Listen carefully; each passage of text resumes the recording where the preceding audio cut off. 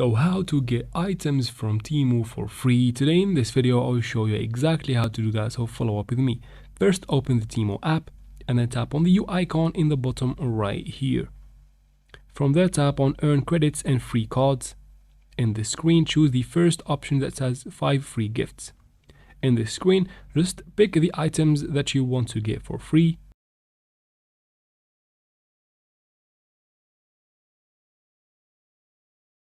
Let me show you how to pick one at least. So tap on pick it under any item and then tap on confirm the gift. After that tap on confirm at the bottom right corner and then tap on I'm good. From there tap on confirm address. And from here to get them for free tap on just share to cut. So basically you're gonna share the link with people, and once they open it you'll get a cut of the cost until the cost will reach $0 and you get the items for free.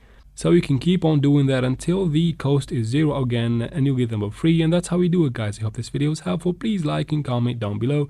Don't forget to subscribe for future videos like this one. And thanks for watching.